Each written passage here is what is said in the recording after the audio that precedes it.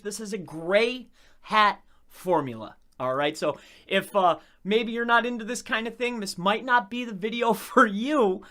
Go to expireddomains.net and you can figure out, you can change the way you search, but you just put in a keyword at the top. It's going to return domains related to your keyword, okay? After that, you're going to go through the list. Look, just for Xbox, there's a plethora, and there's pages and pages and pages of these. Find one that has backlinks and has a lot of snapshots, meaning where's the BL, backlinks, and ACR? How many times has it been crawled by Wayback Machine? How many links does it have? If it fits those two criterias, bingo. We'll go to the page and we'll pull it up in Wayback Machine. All right. Then we're going to see the content or the snapshots that are indexed, and we're going to double check and make sure the content is really written well. We're going to make sure that the content isn't plagiarized anywhere else. And you can run it through Grammarly or any other option that you want. I've given you some suggestions here. Here's a top 10 list right here at this site. All right. So that's the process. So let's get right into it. So the tools that you're going to need in order to create, all right, content at scale is you're going to need, in my opinion, I kind of like Grammarly. I'm not promoting them by any stretch of the imagination, but it's an easy and cost-effective tool that you can utilize. All right. Along with that, you're going to need to go to expireddomains.net. Reason being is because they have a search feature. And last but not least is the Wayback Machine. All right. So let me go ahead and show you exactly how to create a blog post from start to finish. This is a gray hat formula. All right. So if maybe you're not into this kind of thing, this might not be the video for you. So here we go. Let me go ahead and show you exactly what you need to do. Now, I like this particular setup here because it's got the search features. Now, one of the things that we want to do first and foremost is we need a keyword. We need a keyword idea. Now, I'm writing some content for a particular blog of mine or a page of mine. And it's regarding Xbox. So we're going to keep that theme in mind. So what we're going to do is we're just going to type in Xbox here and we're going to do a search. Now, what we're seeing here are these particular blogs. Now, what we care about is we want a lot of different crawls, because if we see a lot of crawls from the Wayback Machine, then we know that there was content or there was a lot of content updated, right? Now, we're going to expired content. Reason being is because we want to be able to repurpose this content, all right? So, or curate the content. However you want to look at it, however you want to justify it, we're going to go and grab it, and then I'll show you the steps from there. So what I'm doing is we're going to go to ACR. So we click on ACR, and then these are the amount of crawls. So what we're doing is we're looking for something that fits our niche or our criteria.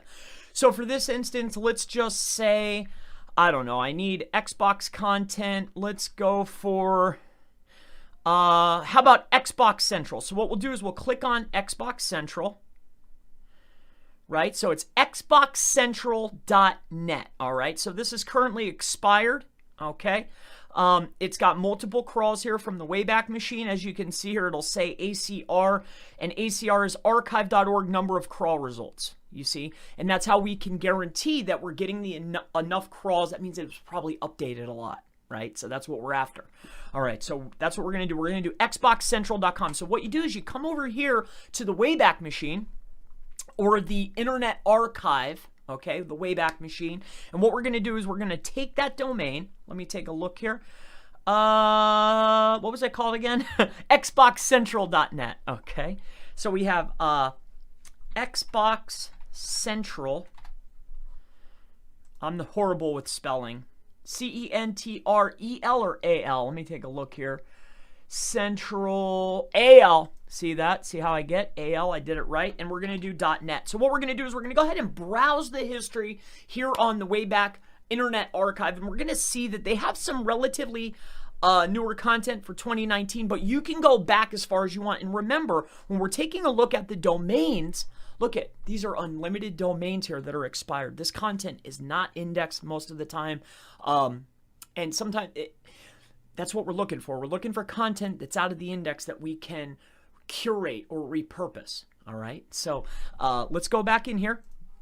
And let's just go to this 2019. And what you're looking for is generally you want the green ones. All right. These blue ones, I believe that the objective for me is to showcase and show some pages here. All right. It looks like this is what they're doing.